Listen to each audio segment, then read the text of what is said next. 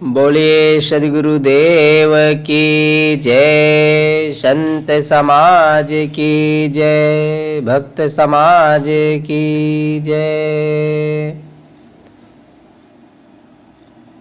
परम पूज्य गुरुदेव जी, अर्चनीय वंदनीय मुद मंगलमय संत समाज, धर्म प्रेमी सज्जनों, माताओं, बहनों एवं प्यारे बच्चों, सदगुरु कबीर साहब की साखी के माध्यम से कुछ बातें आप लोगों के समक्ष प्रस्तुत है।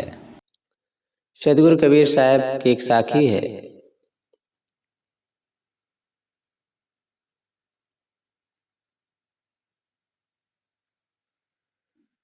शब्द शब्द बहु अंतरे, सार शब्द मत लीजे। कहें कबीर जहाँ सार शब्द नहीं, दृग जीवन सो जीजे। सदगुरु कबीर साहब एक साखी में क्या कहना चाहते हैं? साहब कहते हैं कि शब्द शब्द बहु अंतरे, शब्द शब्द में बहुत अंतर होता है, बहुत भेद होता है। शब्द शब्द बहु अंतरे, सार शब्द मत लीजिए। हमारे काम का कौन शब्द है उसे हमें ले लेना चाहिए, वही हमारे लिए सार है। अब ये भी विचार करना है कि असार को भी लेने वाले दुनिया में है, असार शब्दों को भी पकड़, क्योंकि मन जो है अक्सर असार शब्दों को ही पकड़ता है, सार शब्द को नहीं ले पाता है। माता पिता अपनी भाषा में कुछ बोलते हैं, अगर उसमें अच्छी बात होती तो बच्चा के दिमाग में नहीं धंसती है, लेकिन उसमें कोई नेगेटिव गाली या कुछ अशब्द होते हैं तुरंत पकड़ लेते हैं, याद आ जाता है। आसार पकड़ने की आदत, क्योंकि मन को उधर चलने में सरलता हो गई है। अच्छी बातों को वो टिका नहीं पाता है, अच्छी बातें उसके मन में नहीं टिक पाती है। साहब उसी को याद दिलाते हैं कि भाई सार शब्द, शब्द शब्द बहुअंतरे, सार शब्द मत लीजिए। सार शब्द को मथना चाहिए। सार शब्द मत करके, जैसे माताएं दूध में से घी निकाल लेती हैं मथ करके, सार को ले लेती हैं, असार को छोड़ देती हैं। सदगुरु कबीर ने साखी में कहा है, साधु ऐसा चाहिए जैसा सूप सुभाए, सार सार को गही रहे थोथा दे उड़ाए। एक संत ने और भी, जिनका हम सुबह भजन सुने, श्री सुधार साहब, उन्होंने भी बहुत अच्छी बात कही। धान कूटे चावल मिले, खाए तृप्त हो जाए। भूसी कूटे क्या मिले, नाहक समय गंवाए। धान कूटेंगे तो चावल मिलेगा, भूसी कूटेंगे तो क्या मिलेगा? समय बर्बाद होगा, कोई मतलब नहीं। ऐसे ही सार शब्दों को लेंगे तो जीवन का उत्थान होगा, जीवन ऊंचाई को ओर बढ़ेगा, मानव जीवन सफल होगा, मन में सद्गुण आएंगे, तेज आएगी, शक्ति आएगी, अपने और पराये के कल्याण में लाभकारी होगा। अगर असार को धारण करेंगे, अपना मन कमजोर होगा और मन दुखी होगा, पीड़ित होगा। और जितना उसमें आसार, जैसे मूर्छा होता है ना, जितने मूर्छा लोहा में लगा होगा उतनी जल्दी वो खत्म होगा, उतने जो है जल्दी वो कमजोर हो जाएगा। इसी प्रकार आसार एक प्रकार से मूर्छा है। अगर हम में आसार शब्द आ गए हैं, नेगेटिव विचार आ गए हैं, तो जान लो कि मन में कमजोरी चालू हो गई। मन एक लोहा है और उसमें मूर्छा लग गया है आसार शब्दों का, निश्चित है वो जल्दी से खराब होने वाला है, अर्थात अपना जीवन में गड़बड़ी आने वाली है। तो आसार शब्दों को लेने वाले के जीवन में, अब आसार शब्द मोटे शब्द में कहें तो जैसे आसार शब्द गुटखा है। अगर गुटखा खाने लग गए, कोई कोई साधु गुटखा भी खाते हैं, पान भी खाते हैं। एक संत से हम पूछे कि महाराज पान खाना जरूरी है? और खाए रहे, जहाँ भिक्षा लेने गए तो वहीं थूक दिए। तो हम कहे ऐसे खाना जरूरी है? कहाँ हमारे में चलता है, बातें खत्म। हमारे में चलता है तब आगे बढ़ने की बातें नहीं है। अब उसको क्या समझाएं, पहले ने काट दिया। तो पान खाना, गुटखा खाना, बीड़ी सिगरेट पीना, ये एक प्रकार से आसार शब्द है लेकिन जीवन को खोखला बनाने वाले हैं। अब और अंदर जाएं थोड़ा से, ये तो मोटा उदाहरण है, अंदर जाएं तो संशय, दुविधा, ये सब एक ही शब्द है। दुविधा में दो गए माया मिली ना राम। दुविधा वाले अगर शब्द मन में रहेंगे, क्रोध वाले शब्द रहेंगे, उलझन वाले शब्द रहेंगे, तो निश्चित है कि हमारे अंदर कमजोरी आएगी। और जहाँ भी रहेंगे कुछ न कुछ वहाँ पर कमी करेंगे, उलझन पैदा करेंगे, स्वयं दुखी रहेंगे और दूसरे को भी उलझन होगी। इसलिए असार शब्दों को धारण ही नहीं करना चाहिए, धारण नहीं करना चाहिए। लेकिन अब अंदर ही असार शब्द भरा हो तो उसको कैसे करें? बाहर से तो चलो नहीं धारण ग्रहण करना है, लेकिन अब अंदर, क्योंकि हमारे अंदर ही शब्द पैदा होते हैं। जीव ही शब्दों का स्रोत है, जीव ना हो तो शब्द ही कहाँ होगा। कोई शरीर छूट जाए, उसमें जीव निकल जाए तो उसमें शब्द होगा? कहाँ से शब्द निकलेगा? हालांकि शब्द हवा से आता है, लेकिन उसका जो विवरण देने वाला, स्पष्टीकरण करने वाला जीव ही होता है। जीव नहीं है तो इस जीवन की शान नहीं है। इसलिए साखी का मतलब ही होता है प्रमाणित जीवन, जो हमारे जीवन को प्रमाणित करती है।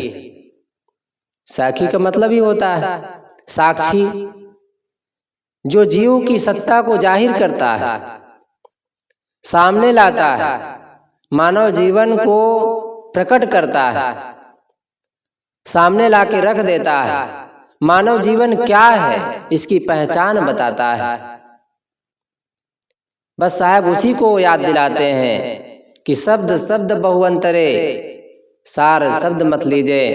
कहें कबीर जहाँ सार शब्द नहीं, दृग जीवन सो जीजे। जहाँ सार शब्दों की पहचान नहीं है, सार शब्द ग्रहण करने की क्षमता नहीं है, या सार शब्द लेना नहीं चाहता है, ऐसे जीवन को धिक्कार है। शब्द मारा गिर परा, शब्द छोड़ा राज, जिन जिन शब्द विवेकिया, तिनका सरग्यो काज। शब्द की मार ऐसी होती है कि बने हुए काम को बिगाड़ देती है। काम बन रहा हो लेकिन कुछ ऐसी भाषा हम बोल जाते हैं, काम बिगड़ जाता है। कैसे बिगड़ जाता है, एक उदाहरण से समझें। कहा जाता है एक घर में मियाँ जी थे। कई बार कहानी सुने होंगे, गुरुदेव सुनाया करते हैं, सदगुरु रविदास देव भी सुनाए थे, मैं सुना हूँ। मियाँ जी थे, उनके घर में सगैया आने वाले थे, उनकी बेटी की। आए, स्वागत हुआ, आओ भगत हुआ, खूब बढ़िया सम्मान हुआ भगत जी का, सब लोगों का। सब बहुत खुश रहे। बेटी को दिखाया गया, सुंदर थी, पसंद कर लिए। अंदर अंदर सब खुश थे कि भाई बिटिया तो बहुत अच्छी है। जब बेटी अंदर चली गई, अब बेटी के जो पिता मियाँ जी थे बोल पड़ते हैं कि भाई देखो हमारी बिटिया को कैसी है। कहे हाँ भाई बहुत अच्छी बेटी है आपकी, बड़े संस्कारी लग रही है, बहुत स्वभाव अच्छा है उसका, सुंदर भी है और अच्छी है। सब लोग खुश रहे। कहें अरे आप क्या जानो, अपनी बिटिया की बात मैं बताऊं। उनकी एक आदत थी, तोहरे मुंह पर जो कुछ कहते वो तोहरे मुंह पर कहने की आदत थी।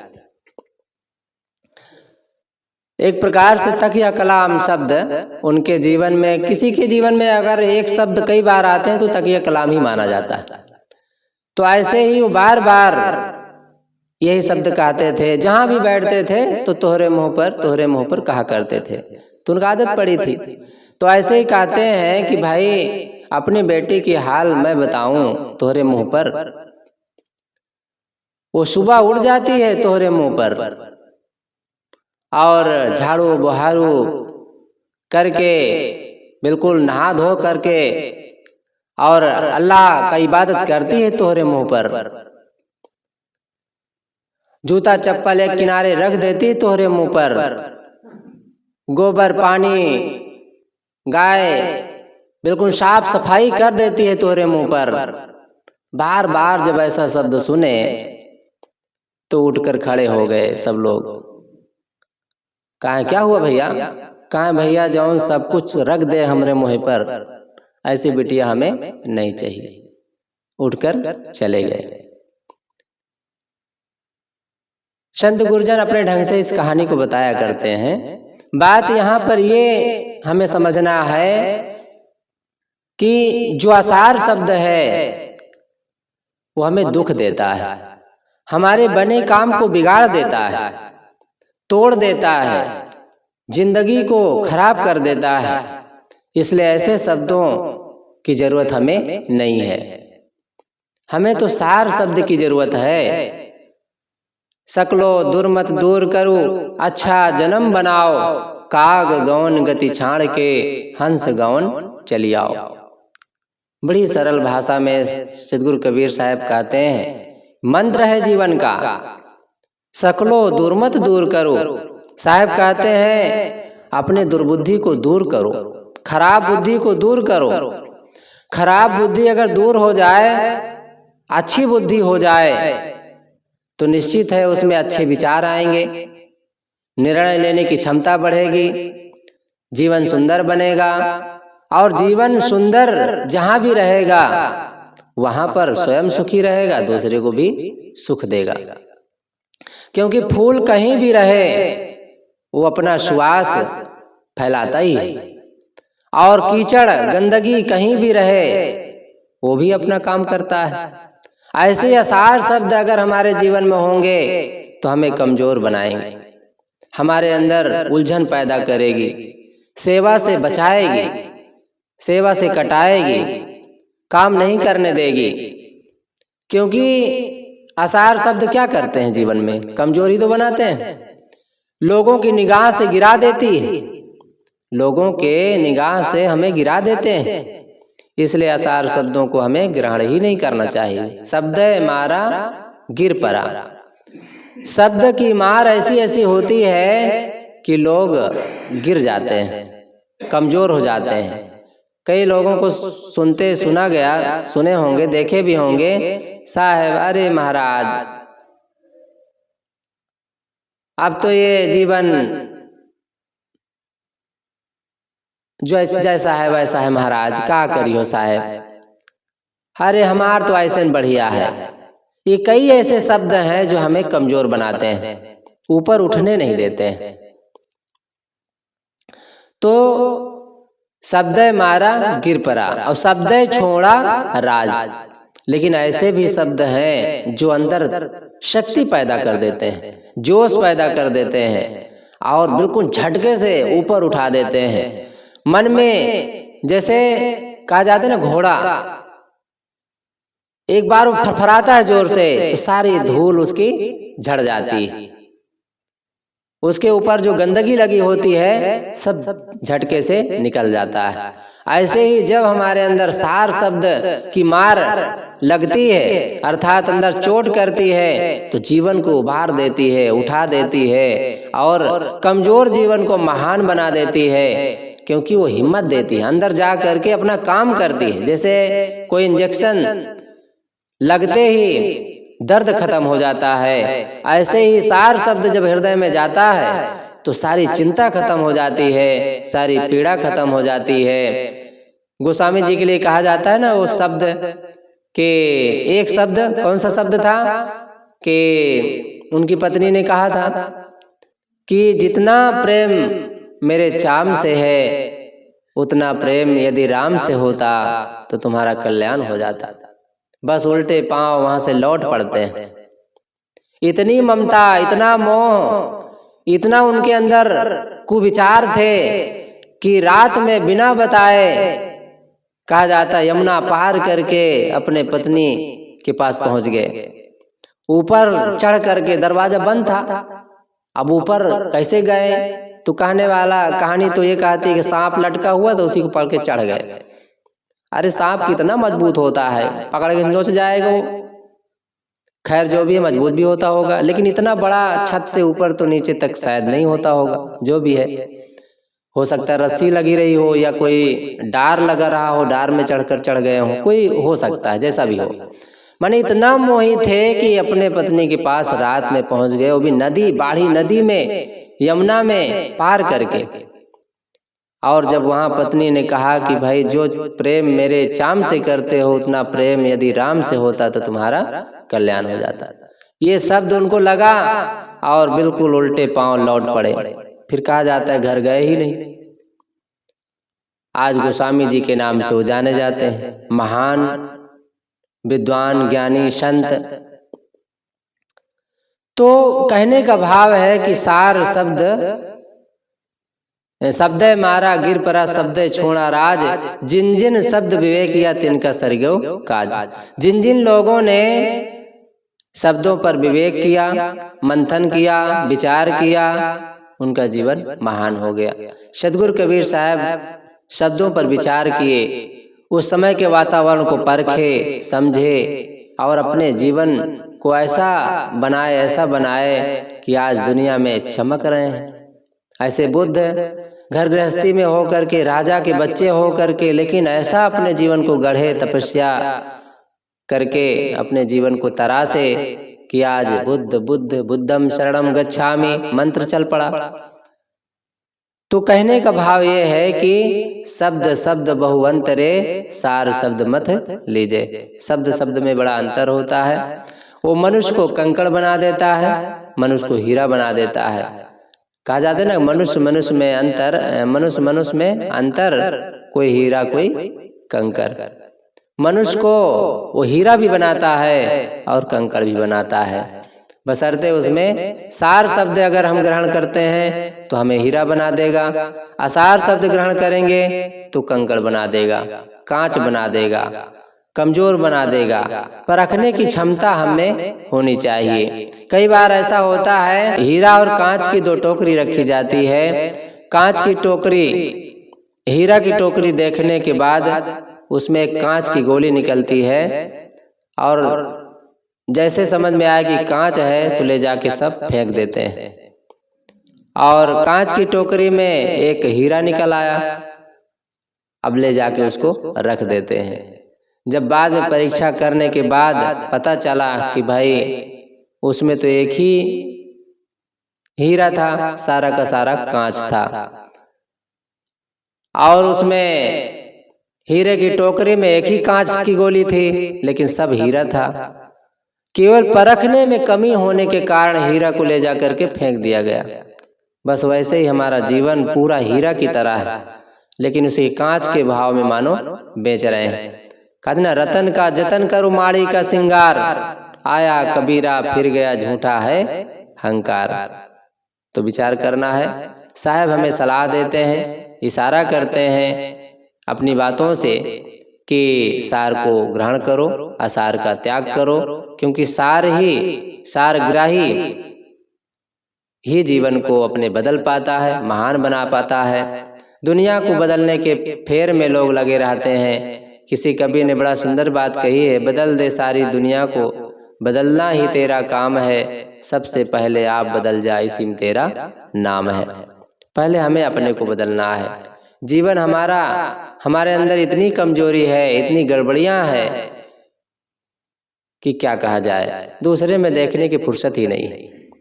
लेकिन हमारी ऐसी आदत होती है कि दूसरे की बुराई हमें दिखाई देती है, अपनी बुराई भूल जाता है।